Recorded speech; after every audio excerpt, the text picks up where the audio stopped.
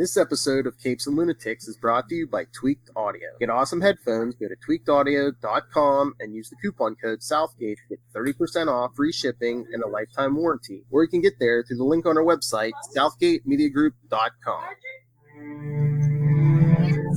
Hello, welcome back to the second week of Way Before the Bat, our Capes and Lunatics Pennyworth podcast. Well, let's see if it's a series or a mini-series. I am Phil, and Tyler could not join us tonight. Will could not join us tonight. But hey, got the professor. Charlie the Professor Essa. Yeah. Soon to be a villain on Pennyworth. I don't know, they might write me in. Who knows? It's a crazy mixed-up world, the Pennyworth version of England. First, can I say you were wrong? Jason was not Jason Blood. Thank you. No. Yeah. I only saw. I said that when I had seen the first 5 minutes of it or something. Yeah. I knew. I didn't see the whole. No. Although, who he might be, if you really want to just stretch your mind a bit, dang, that looks like a left-handed Joker origin. Kind of, sort of, but the Joker would be way old if that was supposed to be the Joker, though. You're falling of added chemicals. It makes you youthful. Embalmed you? Yeah, he's pretty much embalmed, I'm just saying, or maybe that's Joker's dad. No, come on. Trucks it over to Gotham because his uncle says just leave London. All the good and bad that comes to Gotham originates in the UK. Yeah, pretty much. Well, isn't that true for all of America? True. Yeah. Oh, dang Brits, man. All right, before we get too far in, I know, do you want to read the IMDb credits? Yeah, so, tonight's episode, The Landlord's Daughter. Season 1, Episode 2. Alfred turns down an offer from billionaire businessman Thomas Wayne. And just as a point of order, we didn't know he was a billionaire businessman yet. Up until this point, he's a forensic accountant, so I just want to point that out. So they may be giving us some spoilers here. I don't know. Yeah, but again, it's a prequel. It's Bruce Wayne's dad, so he's got to have some money. And instead accepts an assignment that puts him in the crosshair of one of the East End's most dastardly figures. Our director this week is Danny Cannon. And meanwhile, Bruno Heller, hardest working man in show business, gets both the developed by and written by credits. And of course, Bob Kane and Bill Finger share equal credit based on characters for DC. Because, they were totally equal partners in all of this. Sorry, just trying to start some internet fights. Okay. Well, Bob Kane used to take all the credits. Yes, I know. Everyone's like, if it wasn't for Bill Finger, Batman would have, Bob Kane would have went with a red suit and a blonde guy in a red suit, and it's just a horrible costume. I don't know. I want to go to that. You know what? We have to go to that universe in the Infinite Crisis. They got it. By the way, speaking of Infinite Crisis, did you hear who's playing future Batman? Oh, Crisis on Infinite Earths. Yeah. Conroy. Yeah. Conroy. Yeah. Conroy. The voice of animated Batman. Yes. Yes. Well, I think they're doing he's doing the Elder Batman. So I think they're doing the Batman Beyond. Yeah, maybe. Yeah, old Bruce Wayne. Yeah. Well, because he did the voice for that too. Mm-hmm. He's very good at it. Oh yeah. Oh, okay. Anyway, let's get to Way Before the Bat, where our story begins with Thomas Wayne saying, "I could use a man like you in my organization." Oh, yes. It's coming to see Alfred at the club he works at. Yeah, they upped the adult factor a little bit this episode. Yeah, that was originally just kind of a straight cabaret. Now it's straight on strip club. Mm-hmm. I thought that's what they were kind of painting at last week, but then I was like, oh, okay, maybe they're just not going to show anything. But no, you got topless this episode. Yeah. Well, there are go-go clubs and there are strip clubs. And these are very different things. You see him throwing the short guy out for getting too handsy, which actually suggests there's maybe some private dancing going on. Private dancing for money, which also means Esme is a sex worker. Is she? Or nothing wrong with that. Was she a dancer? She was a dancer. I'm trying. Yeah, I believe she did. Yeah, okay. She danced. She's not just a waitress or something. No, she wasn't a waitress. She wasn't working as a waitress in a cocktail bar when he met her. Yes. No, she was a dancer, an artistic dancer, you know. But yeah, no, based on what we see this episode, I'm guessing, not virgin territory. But then again, that's what daughter of a vicar. Am I right? Yeah. Daughter of a vicar. My governor. Yeah, but him turning down Bruce Wayne, and this was interesting because I actually missed this the first time, which is the detective, and I'm forgetting his name, and of course I've already closed down the IMDb, but our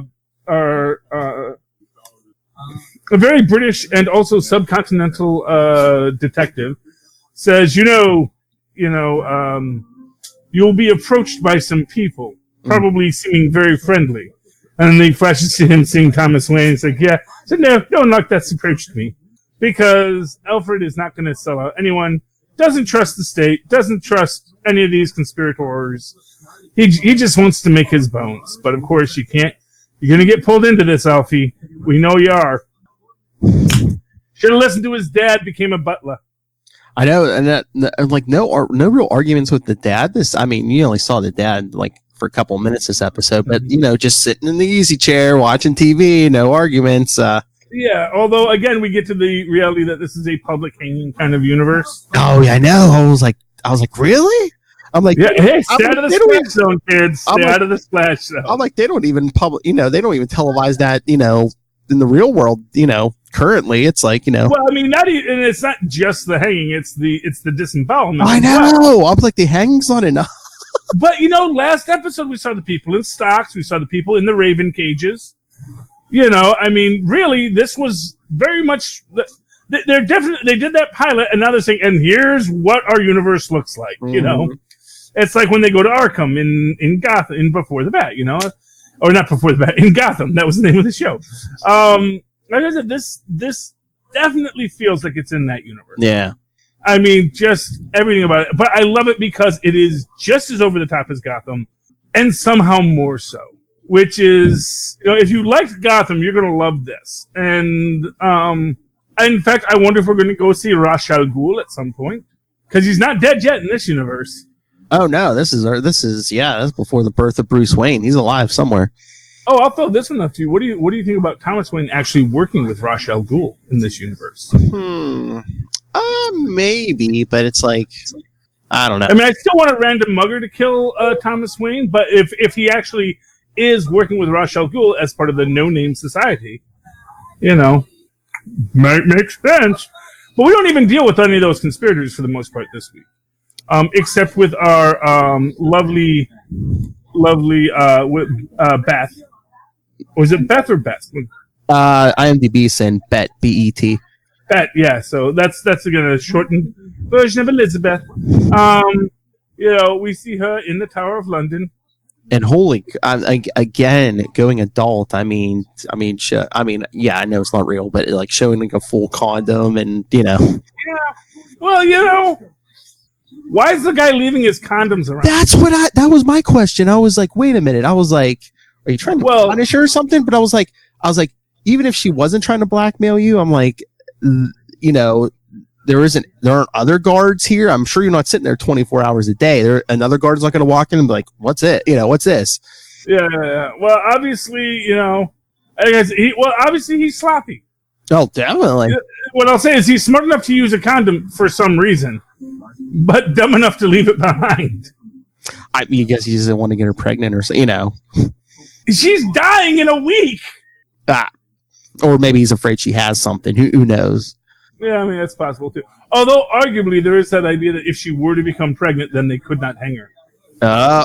Maybe. Because there actually are documented cases of that where they postpone the execution because the murderess got pregnant. And then that would be proof that there's some hanky panky going on because she's locked in a cell. It's like, well, yeah.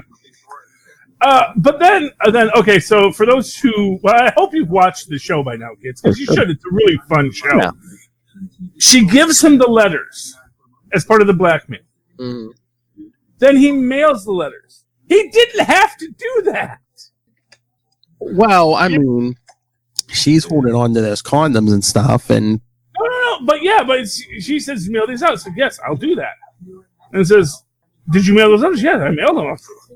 London Post Office, am I right? They never delivered stuff where it's supposed to go. Who knows? It'll get there sometime in the next week or so. That's true, I guess. Not the most efficient people in the world. Yeah. Unless you're just afraid, she's going to scream a confession, as she's being had. Yeah. Yeah, well, no, because they put the gag in your mouth, so you can't. Because that's an important plot point. Because when they do the old switcheroo, yes, and the maid is hanged instead, and not for nothing, I don't know why the matron, because they have her hands tied, but it's not like she couldn't reach up and pull off the bag. I'm trying to remember if No, I'm remembering the logistics on this. They weren't tied behind her back; they were tied in front of her. So were they holding her arms as they were carrying her up or something? Yeah, that might have been it too. But then then I think if you're the matron, you're probably going to be fighting a bit more. Oh, I mean, you're going to go limp. You're going to do something. You're going to figure out a way to get your message across. I mean, yeah. Well, she had the gag again. She had the gag in her mouth, so I mean, she was screaming. But we're just assuming, it's someone who's going to die. So of course they're screaming. But of course, obviously, and this was the other, and this, of course, and to everyone listening, this is at the end of the series, the end of this episode that we're talking about, because this was mostly what you might call a B story episode, where most of what happens in the episode is about this small side quest that Alfred goes on, instead of this main overarching theme of the known job. Yeah. Yeah, but no, but I mean, when they take that bag off, they're going to see that's not that lady that was supposed to die. I know. Well, in fact, that's Stu from accounting. That's what I was thinking. I was like, I wonder how long they take to take that bag off after someone dies. Yeah, well, and it is just an issue there that they may not want to admit it, but they're going to know immediately. Oh yeah, so they take that bag off. Yeah, because as we see, when the guys are leaving, they both take off their masks and they go for a pint. Yeah. So clearly, they know each other. They talk to each other, and they're going to know. Oh, hey, one of the matrons is missing. They're also going to notice that Dan is missing. So basically, they all know she escaped. Oh yeah. And especially the dead woman doesn't have her face. Yeah. Yeah, exactly. So that's that story. But getting back to our main story. So there's a guy by the name of Jason Ripper. Jason Ripper. Don't get me started on that family name. Well, that's why he's the man from Whitechapel. You see, I know, but the uncle, just like cuts up dead bodies and stuff, and their name's Ripper. I was like, oh, God. I know. Well, yeah, that again, because where Jack the Ripper operated, right? Yeah. Where? Yeah, wasn't it London? Whitechapel. Oh, okay, yeah. That's why they call him the man from Whitechapel. Yeah. Implying that this is like basically that Jack the Ripper was a crime lord. So the uncle was Jack the Ripper. Or descendant thereof. Yeah. That this is the Ripper line. That Ripper was actually their last name, which is brilliant if you think about it. So, we're going to find this guy. He's calling himself Jack the Ripper. Well, that guy's name's Ripper. Well, he wouldn't be that obvious. That's what I was thinking. I'm like, would it really be his real last name? Or they just adopted the persona of Jack the Ripper. The crime boss. Because of course they're in Whitechapel. They're going to call themselves the Rippers because they want to invoke that fear. Much like in the superior Watchmen film to the Watchmen books, the supervillains were the first to create personas because it was a very easy way to scare people away. Or he's an analogy to all those Gotham lunatics who Yeah. Which again ties back to if this guy winds up at a carnival if his son's a blind fortune teller, that's all I'm going to say. Once you get to the U.S. Okay, but So yeah, Jason Ripper comes in and is like, well, basically harasses this, I guess the bar owner's daughter every time he comes in. Yeah, and as he said, she was snarling too much at the people. I said, but I'm not going to complain because she's bringing in, the money, which is like, oh well, glad you're happy to pimp out your daughter, Captain. No, I mean I don't want to be that rude because obviously, hey, bartenders are supposed to be friendly, and bar patrons are supposed to be respectful of that. Exactly. if you're a bar patron, you're supposed to say, thanks for, you tip nicely and you thank him for making you feel like a human being for once in your life as you sit there and slowly kill yourself with alcohol. That's the deal. This Ripper fella, he doesn't respect that kind of organization. And he thinks because she smiled at him, he now has certain rights and privileges, which he does not. No. And is extra creepy about the whole thing, too. And that's the thing. Not for nothing.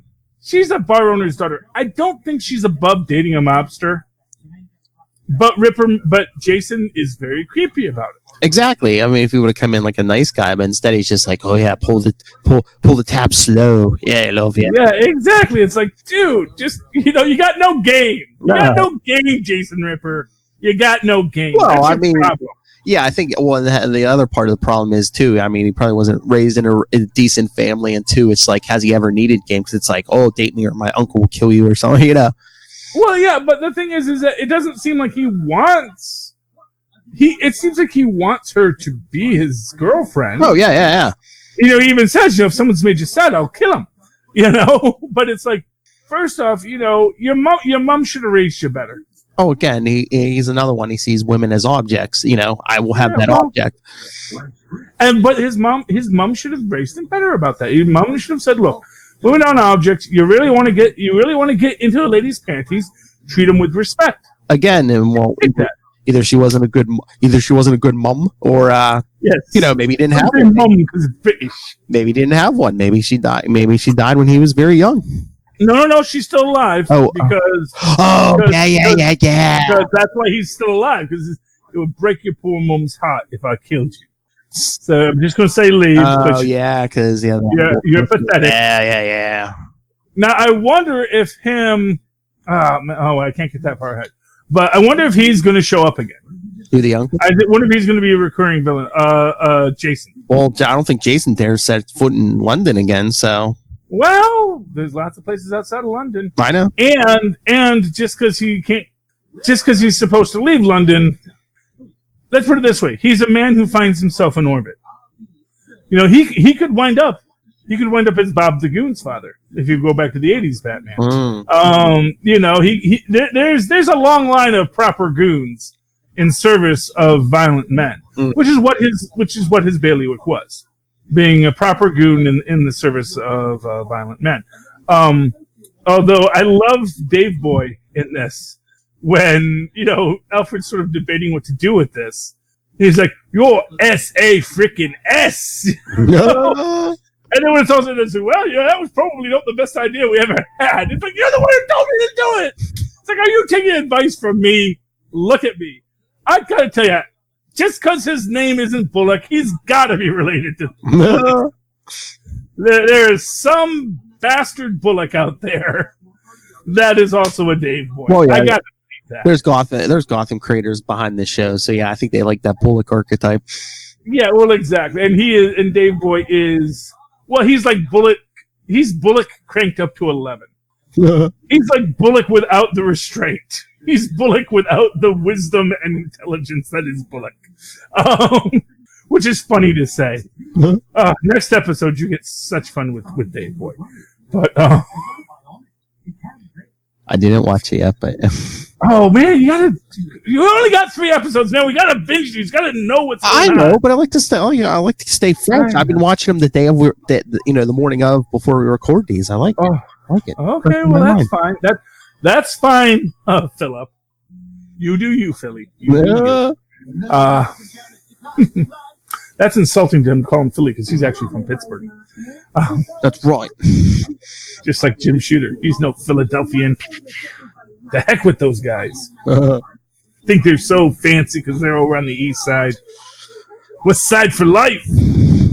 But yeah, Alfred just walks in, Jason's in the daughter's face, and he's just like, "Oh yeah, I'll take my pint now." Well, yeah, exactly. He is perfectly. He is so calm and perfect in the gig, especially in the way that he just taunts Jason. It's like, I hate to say this, your mom lied to you. Doing that to her isn't going to cure anything. Isn't going to save her life. I know. Basically saying, I guess you got these problems, buddy, I hate to be the one to break it to you. I know. It's not what you think. I was like, wait a minute, why would Jason say that? But then when Alfred came back with that, I was so crazy. Well, yeah, because he's trying to So if you ever see Jay and Silent Bob Strike Back, Yes. There's this scene where they're with the animal rights activists, and I forget who the guy is, who's the nice guy that they have to beat up. I want to say it's Luke Wilson. I could be wrong on that. Maybe. But you know, and they make the point about, you know, they get him to say, yeah, you know, if you were a sheep, would you have, you know, sheep are beautiful. Wouldn't you be with a sheep if you were a sheep? He's like, well, yeah, if I was a sheep, I guess I was. He's a sheep schmucker. You know, throw him out of the van. So I guess he's trying to like put him in this spot where, would you do this thing so awful? You know, and it's like, but you know, it's a hypothetical. So why would I bother dealing with your nonsense, you silly little man? Because you're a flincher, as they said. No, right away, he was a flincher. You know, this guy clearly didn't have the fortitude to be an aide to a man like the man from Whitechapel. Oh, yeah, because Alfred and his buddies interrogate Jason and basically, you know, tell him. They don't even interrogate him. Well. They yell at him and scratch the fork on a tin can. I know. I mean, literally, it's like, really? You're going to yell at me? We're sharpening the knives, you know. Yeah, it's like, you know, it's such weak sauce torture that, yeah, you know what? And not for nothing, I can imagine someone like that who maybe never had to work a day in his life because his uncle was someone important might be that kind of really soft-bellied guy. I mean, look, the only other person we really saw him like, you know, trying to intimidate was the young lady bartender, and then even when he goes after Alfred, he has his gang with him. Well, yeah, well, of course. I mean, the guy can't intimidate for assault. You know, I mean, the guy's he's not a major villain. You know. Mm-hmm. But it's these kinds of traumas that will lead to a major villain. Oh yeah. You know, I think when we see in the last episode where was he a duke or was he an earl? I forget exactly what he was. The others? He was certainly up here. I don't know which others you're talking about. The other people who did the show with him.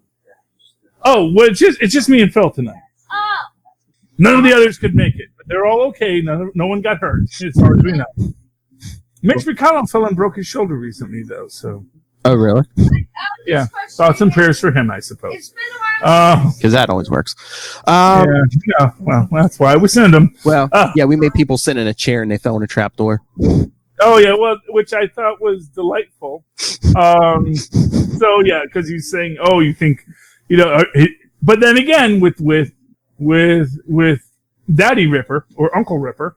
Or, quite frankly, Uncle Daddy Ripper. I don't know. You know, let's look at that for a minute because there's a lot of. I mean, the dude's creepy. He's playing with dead bodies, so you know. Yeah. Well, but that's one of these things. Is this like an intimidation tactic more than a thing he does? Yeah, but how far are you gonna gonna intimidate someone? You got a dead body sitting in your your office, your hangout, or whatever. Yeah, well, obviously he works in a funeral parlor or yeah. So I mean, obviously he has dead bodies laying around. But you don't usually remove parts of dead bodies before you bury them, so I don't know what that's all about. And unless this is like a point in history where they're stuffing them with sawdust as a form of mummification. Oh, unless they're trying to sell organs or something. I mean, no, who knows? But yeah, he definitely, and he does make. Well, actually, I get the feeling because he takes the kidney out and he puts it in a box. I get the feeling he's going to be sending that to someone. Oh yeah, maybe. So I'm guessing that's maybe. So this is a warning. Although, why would you send a kidney? It's like, I don't know. It's a kidney. Is it Dave's kidney? I guess it's Dave. I've never seen Dave's kidney. Maybe it was Dave's kidney. Maybe it's Roy's kidney. I don't know. Maybe he already sent out the heart and stuff. It's like, what I got? I've already got parts to send to people as warnings.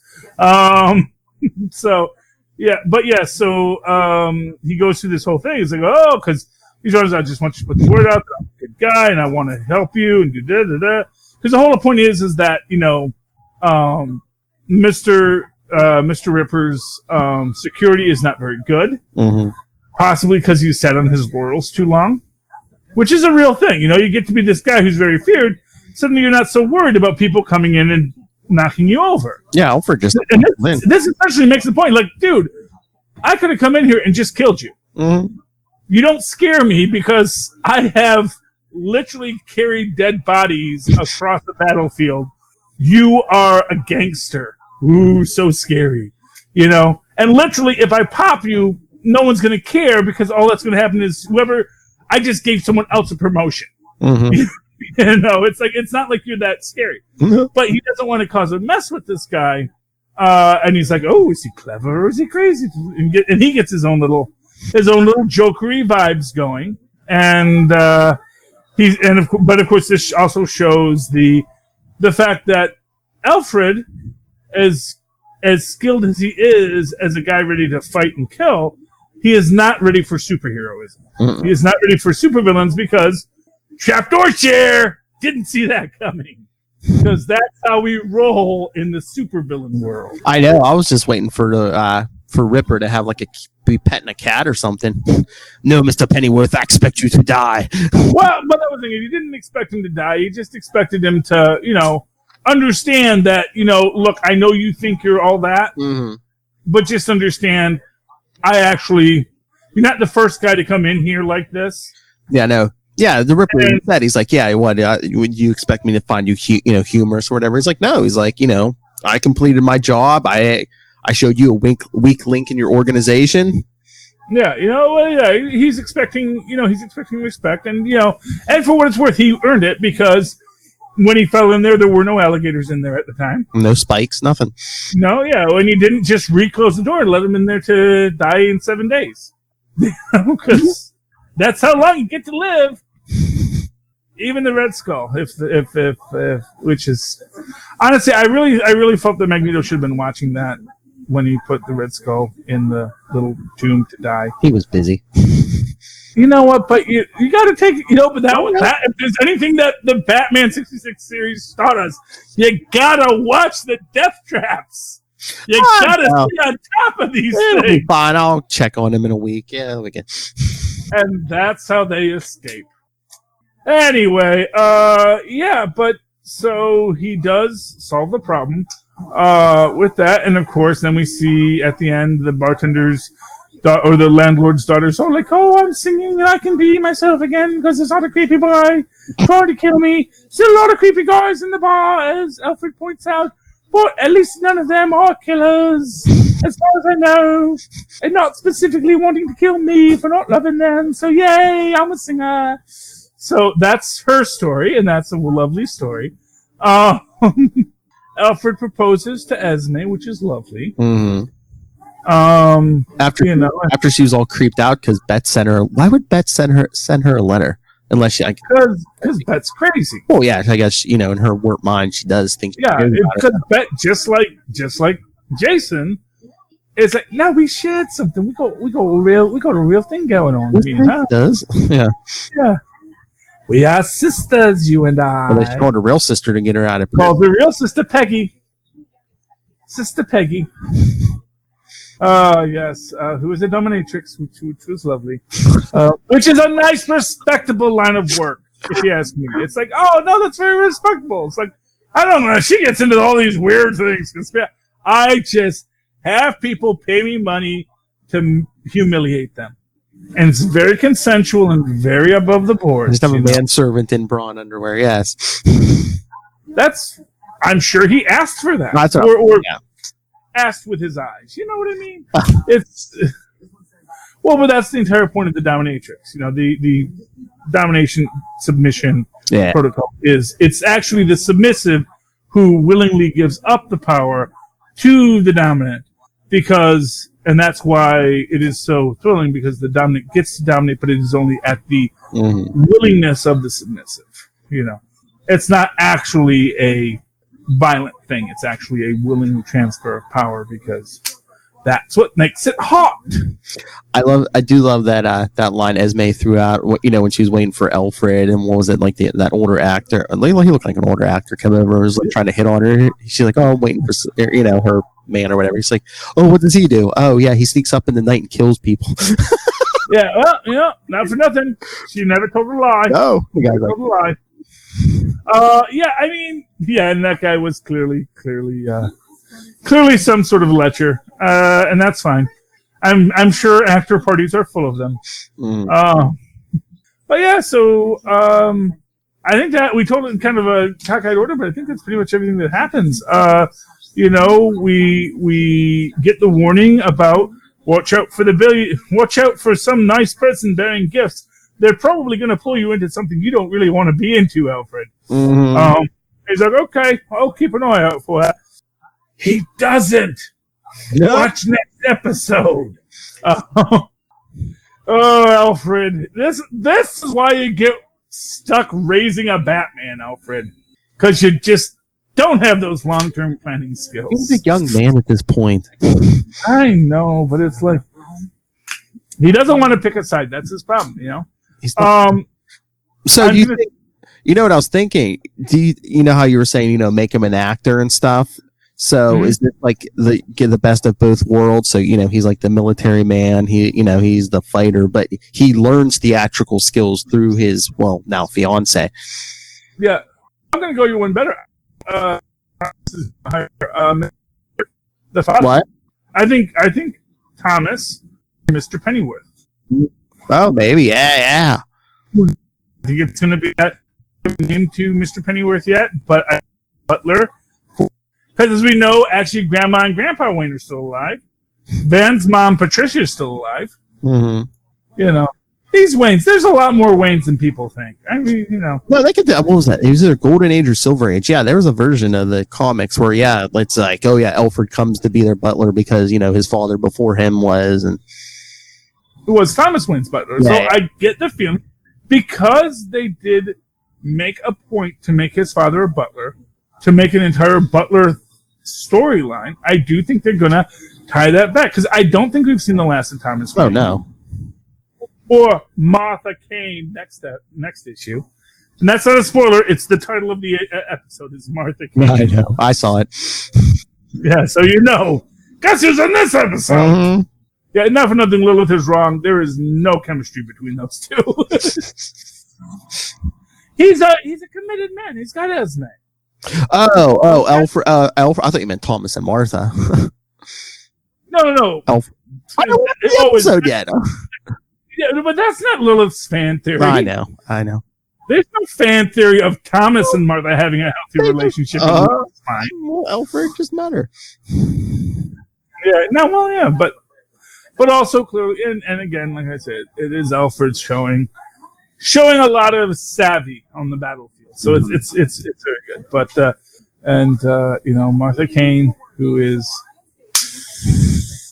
a friendly face that he should know not to trust, and it's like you're clearly getting me into something that I know I should be afraid of because you're a freaking American, and that's the thing. It's like these Americans showing up with lots of money to throw around to ex-SAS guys to do simple jobs. It's nothing. You're going to just come in and go out. No worries. Yeah.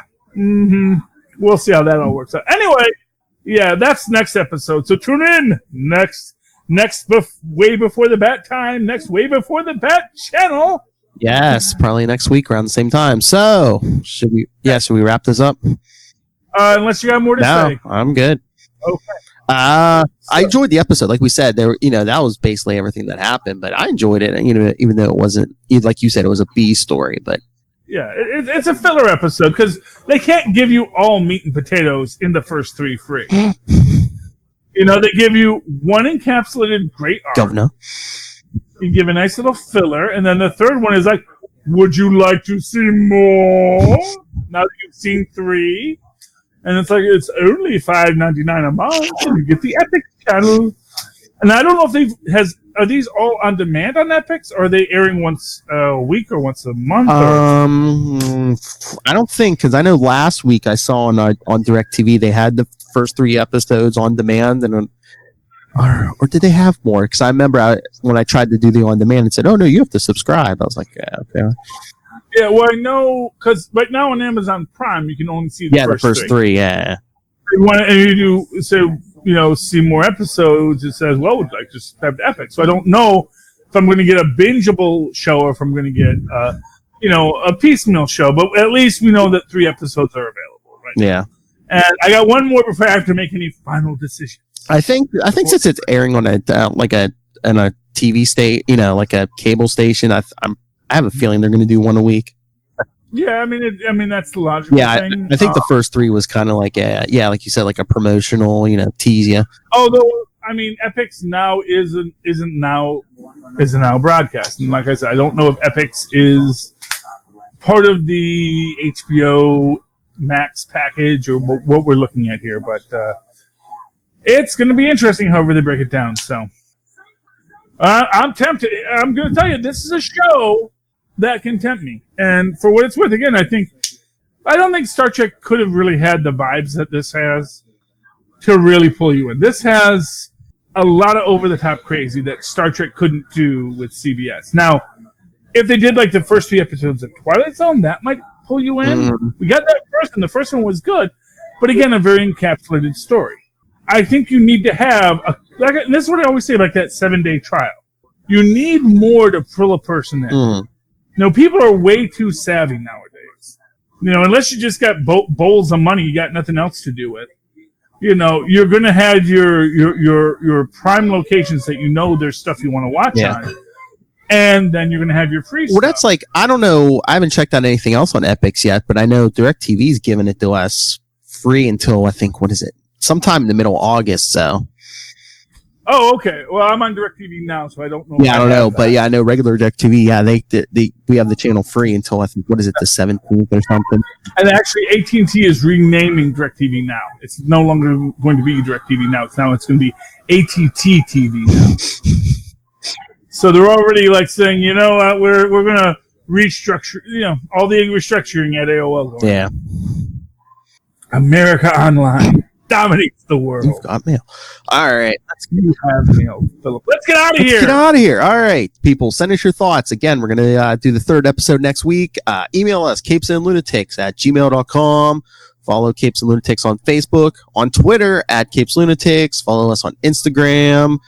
Check out capesandlunatics.org. Go subscribe to our YouTube channel, our weekly newsletter, capesandlunatics.home.blog. The voicemail, 614-382-2737. That's 614-38-CAPES.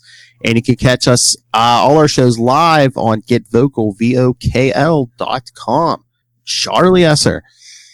Well, if you'd like to follow me or write to me in that old-fashioned email way, like our mothers and fathers did long ago on the AOL, who now rules the airwaves of Pennyworth, you can do so at superconnectivityblog@gmail.com. That's superconnectivityblog, all one word, @gmail.com. And of course, follow me on Twitter, as I tweet things, which is becoming an ending bad because every show is now streaming. All my shows are getting more streaming, and I don't get to live tweet them anymore. It's very depressing for me. But you can do that at Charlie Esser. That's CHARLIE. Apple juice. ESSER. Look for the 2 E's in the middle. For quality. For randomness. Okay. Philip, take us out of here. I'm getting us out of here. Oh, I just love it. In the middle of your plug, Tristan just yells, "Apple juice!" Apple juice! It's good stuff. Enjoy. Always imbibe. Have a pint. Have a point, Governor. Pour it slow. I want you to pour it slow. I can watch. That gentleman, he didn't have a good mom. I'm going to say, his mom was not on the ball. I blame the mom. Always blame the mom. And he just had like random guy. Well, he's crime boss's nephew. I was gonna say he just had like random guys ready to kill somebody. Yeah. That's England for you. What are you gonna do? Serve the crown. Oh shoot! Gotta say it. That's one of the things I loved best about this episode was, Thomas Wayne said it would be great service to your country, and Alfred saying, "I served my country since I was 16." Fudge you. Ooh, Love that.